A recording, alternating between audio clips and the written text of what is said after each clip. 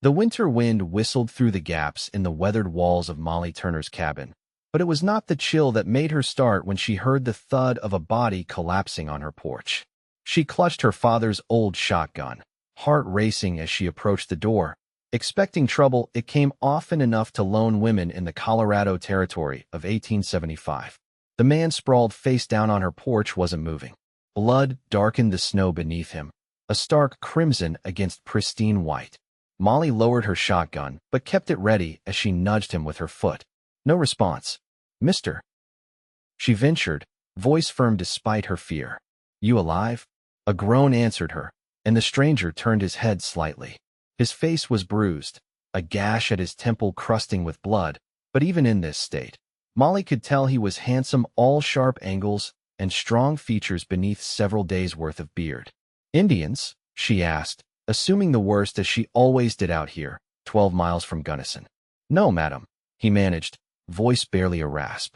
"Just some disagreeable fellows who wanted my horse." Molly hesitated. A lone woman taking in a stranger could end badly. But leaving a man to freeze to death on her doorstep went against everything her father had taught her about frontier hospitality. "Can you stand?" she asked, decision made. He tried and failed, collapsing again with a grunt of pain. Molly sighed, set down her shotgun just out of his reach, and grabbed him under the arms. "This is going to hurt us both," she warned, then began dragging him inside. He was heavy, all muscle and bone, and by the time she had him near the fire, she was sweating despite the cold. His clothes were frozen stiff in places, and his hands, when she removed his gloves, were an alarming shade of white tinged with blue. "Frostbite," she muttered. "Not too bad yet, but close." The stranger's eyes fluttered open. They were a striking blue, clear as summer skies, even through his pain. "Thank you," he whispered.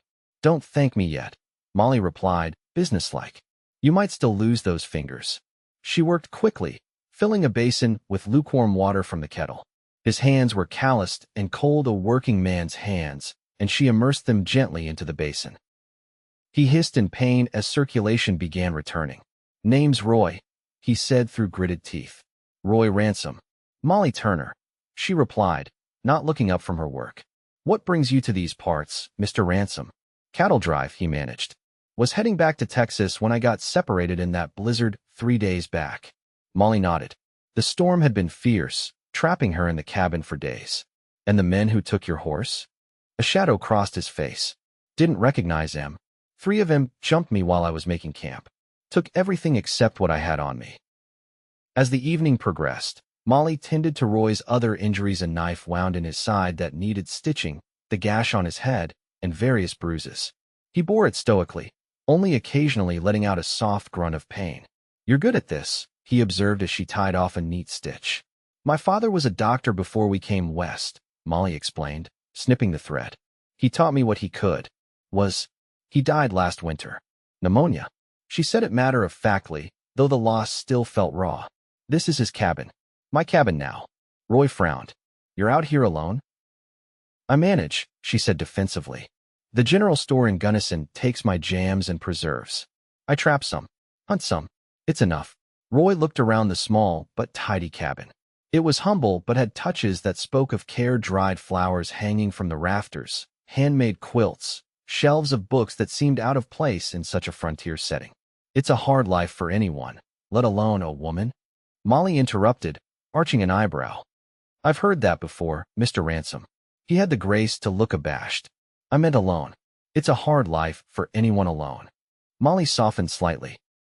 Yes, it is." She stood, gathering her medical supplies. "You should rest.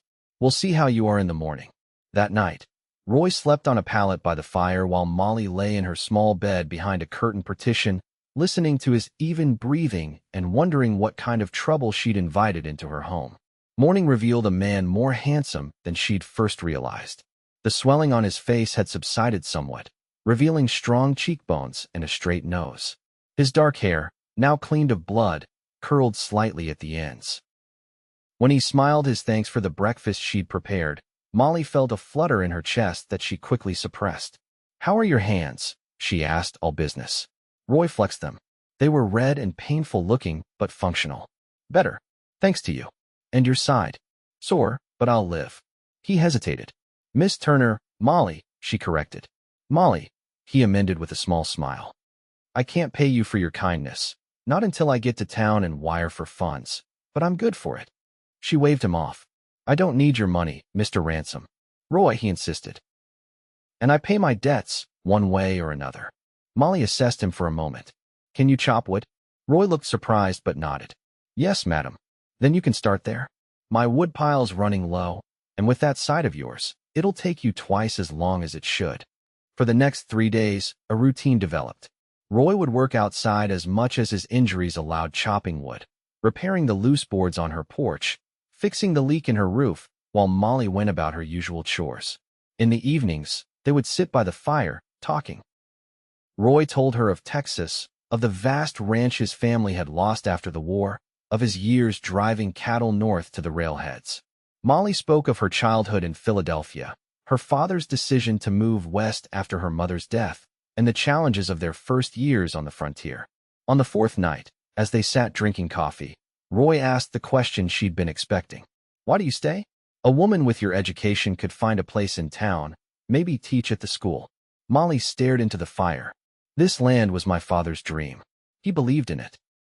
Said someday this valley would be filled with farms and families. She smiled sadly. I can't abandon it. Even if it means being alone.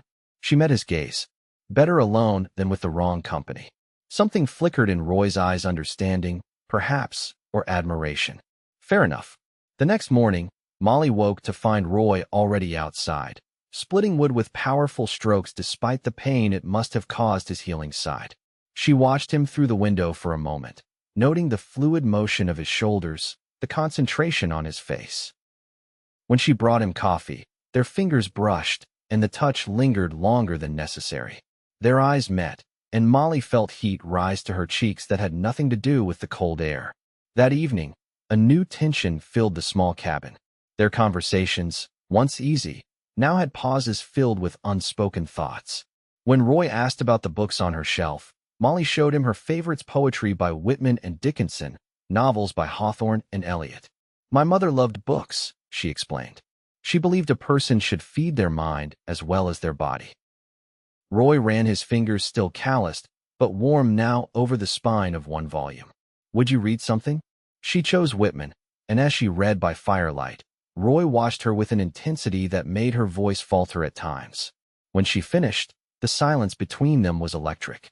You could have had a different life, Roy said finally, his voice low. So could you, Molly countered. He laughed softly. I suppose that's true. The next day, Roy announced he was well enough to make the journey to Gunnison. I need to send word to my outfit, let them know I'm alive, and get you properly repaid. Molly felt a pang of disappointment, but nodded. Of course, you can take my father's horse. Just send him back with whoever delivers the mail next week. The preparation for his departure was subdued. Molly packed him food for the journey and insisted on checking his wounds one last time. When her fingers brushed his skin, he caught her hand in his. Come with me, he said suddenly. Just to town. It would do you good to see people. Molly hesitated. She rarely went to Gunnison except when necessary, preferring the solitude of her cabin.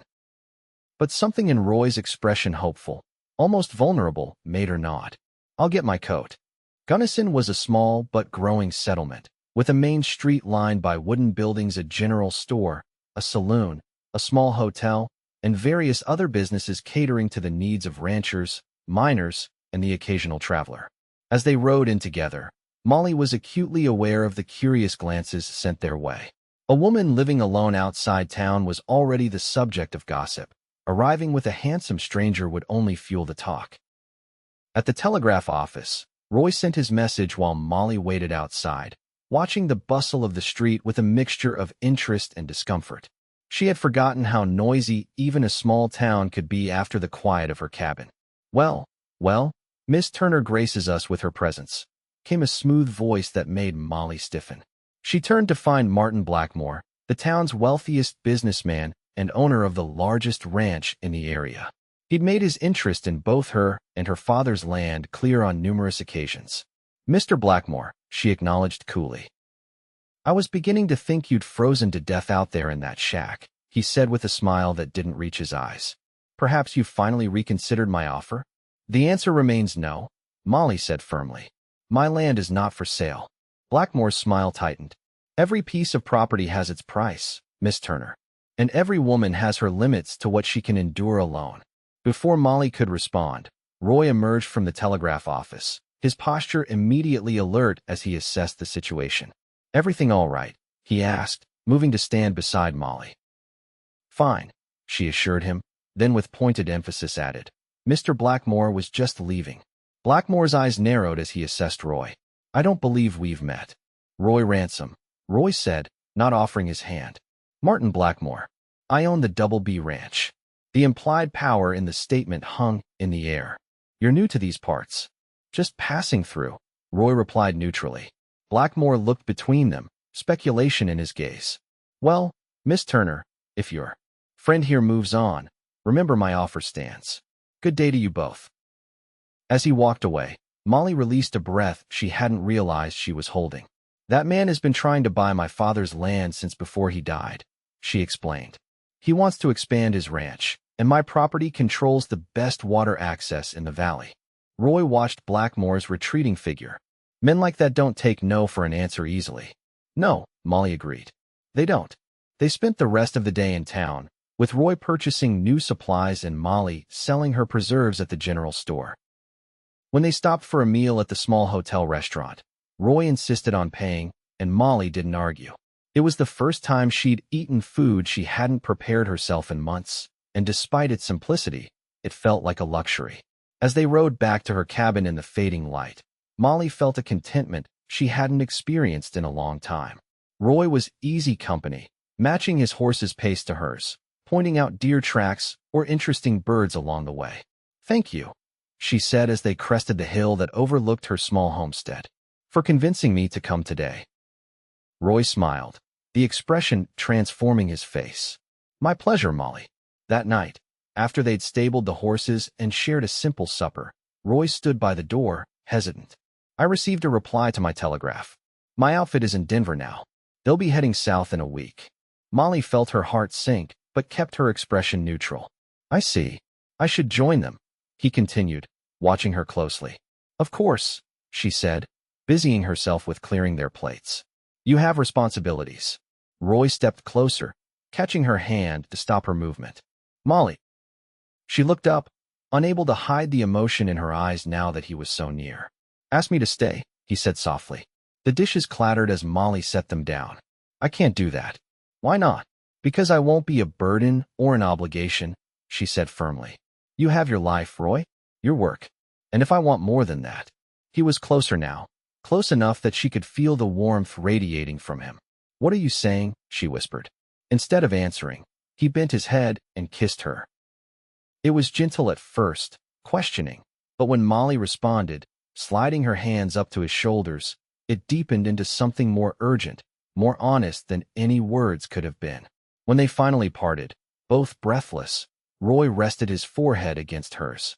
I'm saying I don't want to leave you, Molly Turner. You barely know me, she protested weakly. I know enough, he countered. I know you're brave and kind and stubborn as a mule. I know you're the first thing I think about in the morning and the last thing at night. He caressed her cheek. And I know I've never felt this way about anyone before. Molly closed her eyes, savoring his touch. What about your job? Your plans? There are ranches in Colorado, Roy said. Or I could try my hand at something else. Build something here, with you. He paused. If that's what you want. Molly opened her eyes, studying his face for any sign of deception or uncertainty. She found only sincerity. It would be hard, she warned. This isn't an easy life. Roy smiled. I don't want easy. I want you. They spent the night by the fire, talking of possibilities, of dreams long suppressed, of fears and hopes, and the fragile beginnings of love. When dawn broke, they had made no firm plans, but Molly felt a certainty in her heart that hadn't been there before. For the next few days, they fell into a new rhythm, working side by side to prepare the cabin and land for the spring that would eventually come. Roy mended fences and repaired tools while Molly taught him about the medicinal plants she gathered and the best places to hunt. In the evenings, they would read together or just talk, and at night, they shared Molly's small bed, discovering each other with increasing familiarity and deepening affection.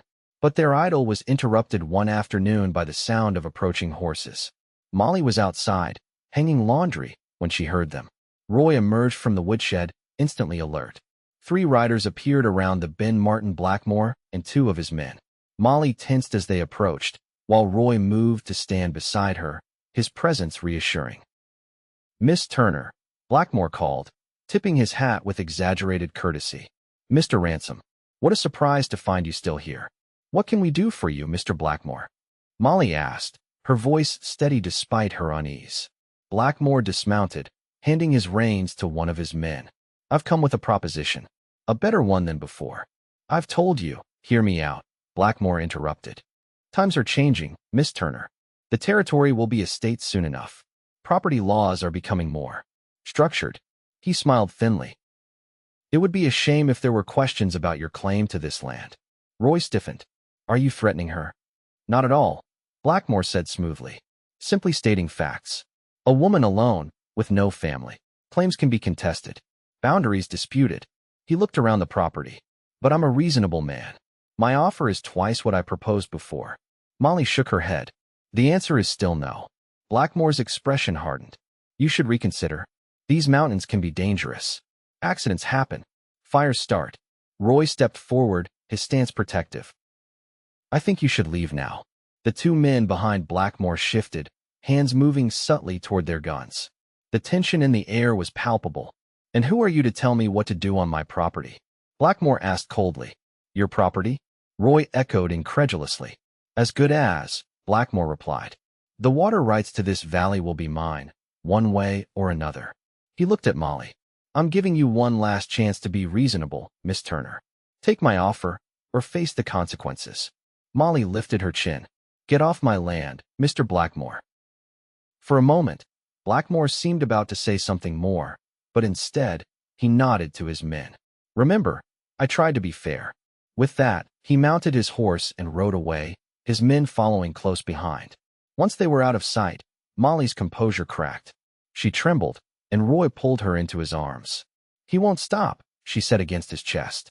"He's been trying to force me out for months. Small things at first: rumors in town that kept people from buying my goods, mysteriously missing traps, fences cut." Roy held her tighter. "We'll figure this out." "We?" Molly pulled back to look at him. "Roy, this isn't your fight." "It is now," he said firmly. "I'm not leaving you to face this alone." That night, they made plans. Roy would ride to Gunnison the next day to speak with the sheriff and inquire about filing additional paperwork to strengthen Molly's claim to the land. Molly would prepare the cabin for potential trouble, hiding valuables and ensuring they had enough supplies if they needed to weather a siege. As they lay in bed that night, Roy traced patterns on Molly's bare shoulder. "When this is over, I want to build something here. A real ranch." Molly propped herself up on one elbow. "You're serious about staying?" Roy nodded. "I've been drifting since the war, looking for something without knowing what it was." He touched her face gently. "I found it here. With you." Tears pricked at Molly's eyes. "I never thought I'd have this," she confessed. "After Father died, I just focused on surviving, one day at a time. And now?" Roy asked softly. "Now I'm thinking about tomorrow," she smiled. "And all the days after that." The next morning, Roy set out for Gunnison while Molly began her preparations. She was checking the shotgun when she smelled its smoke. Running outside, she saw flames licking at the far corner of the barn where the hay was stored. "No," she gasped, rushing toward it with a bucket. But the fire was spreading too quickly. Without the horses Roy had taken both to town, she couldn't bring enough water from the creek to make a difference. She was struggling with a blanket, trying to beat out smaller flames, when she heard hoofbeats. For a moment, hope surged Roy had returned, but then she saw Blackmore and his men. "What a terrible accident," Blackmore called out, watching the barn burn with an expression of mock concern. "If only you had more help out here." "You did this," Molly accused, dropping the blanket and reaching for her shotgun, only to realize she'd left it in the cabin. "Careful with such accusations," Blackmore warned. "I came to check on you, being the good neighbor that I am." His men laughed. "But it seems you're having a stroke of bad luck." "Get off my land," Molly demanded. "Your land." Blackmore dismounted, approaching her with deliberate slowness. I think we've established that this property will be mine. The only question is how difficult you want to make the transition." Molly backed away, searching desperately for a weapon, anything she could use to defend herself. "Roy will be back soon," she warned. Blackmore smiled. "I doubt that. The trail to town can be treacherous. Rockslides happen." The implication was clear, and Molly felt cold dread wash over her. "What have you done to him?" "Let's just say your cowboy might be delayed." Blackmore gestured to his men. "Secure the cabin. We're going to have a little talk with Miss Turner about property rights." Before the men could move, a shot rang out. One of Blackmore's men cried out, clutching his arm as blood seeped between his fingers. Everyone froze. "Next one goes in your chest, Blackmore," came Roy's voice from the tree line. He emerged, rifle aimed steadily, leading both horses. His face was bruised again, a fresh cut above his eye, but his expression was coldly determined. "Ransom," Blackmore spat. "You're more resilient than expected. And you're more predictable," Roy countered, moving to stand beside Molly. "Did you really think I wouldn't recognize your men watching the cabin? That I wouldn't take the long way around when I saw them setting up an ambush?" Molly's relief at seeing Roy alive quickly shifted to concern. "The barn, I know," Roy said grimly. "We'll rebuild." He kept his rifle trained on Blackmore. "You've made your last threat, Blackmore. We've been to see Judge Parker in Gunnison. He's very interested in the pattern of intimidation you've been practicing against local homesteaders." Blackmore's confident demeanor faltered slightly. "The judge is a friend, not anymore," Roy interrupted. "Not after he heard testimonies from 3 other families you've driven out. Not after I showed him the deed to this land with your forged amendments." "You're lying," Blackmore hissed, but uncertainty had crept into his voice. "The sheriff will be here within the hour," Roy continued, "with warrants for your arrest. Arson, attempted murder, fraud." He smiled grimly. "The territorial governor takes a dim view of men who think they can create their own kingdoms out here." Blackmore's composure cracked. He reached for his gun, but Roy was faster. The rifle barked once, and Blackmore stumbled backward, a bloom of red spreading across his shoulder. "That was a warning," Roy said calmly. "The next one won't be." Blackmore clutched his wound, face contorted with pain and rage. "This isn't over, Ransom." "Yes, it is," came a new voice. Sheriff Davidson rode into the clearing, accompanied by several deputies. "Martin Blackmore, you're under arrest." What followed was a flurry of activity. Blackmore and his men were disarmed and taken into custody. Statements were taken. The remains of the barn still smoldered, but with help from the sheriff's men, they managed to save the other structures. As evening fell, Molly and Roy sat on the porch steps, exhausted but relieved. The sheriff had promised to send men to help rebuild the barn the next day, and Blackmore was safely behind bars in Gunnison. "How did you know?" Molly asked, leaning against Roy's shoulder. "About the ambush?" Roy put his arm around her. "I've been watching his men watch us for days. Figured he'd make his move once I was out of the picture." He kissed the top of her head. "I wasn't about to let that happen." Molly turned to look at him, taking in the fresh bruises and cuts. "You could have been killed." "Worth the risk," he said simply. Tears welled in Molly's eyes. "No one's ever fought for me like that before." Roy cupped her face in his hands, those strong, calloused hands that had first brought them together, and looked at her with an intensity that made her breath catch. "I love you, Molly Turner. I think I have since that first night when you dragged me in from the cold and warmed my hands by your fire." Molly smiled through her tears. "I love you too, Roy Ransom." He kissed her then, a promise sealed beneath the vast Colorado sky. Spring came to the valley with a riot of wildflowers and new beginnings.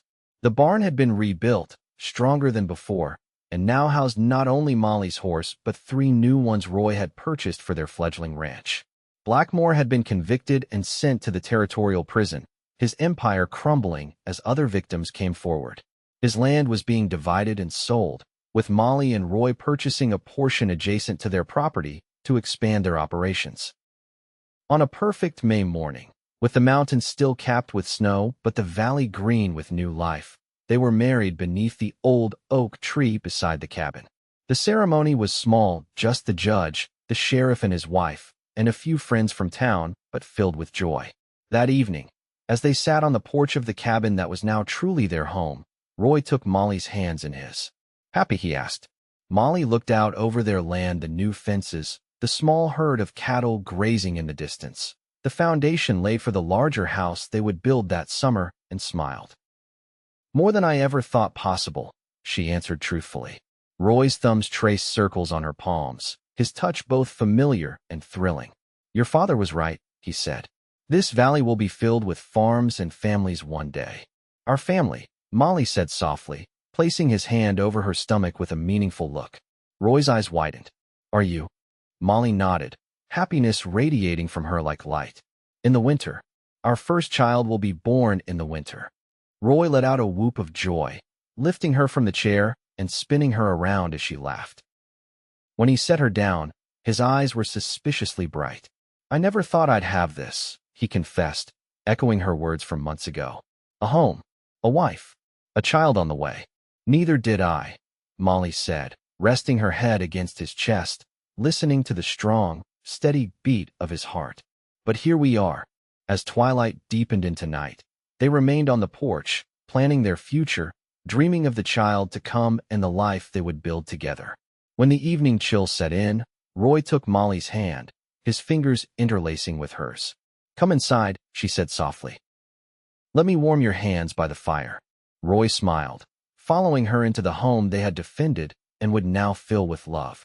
Outside, the Colorado wilderness stretched vast and beautiful around them, but inside was everything they needed: each other and the promise of tomorrow.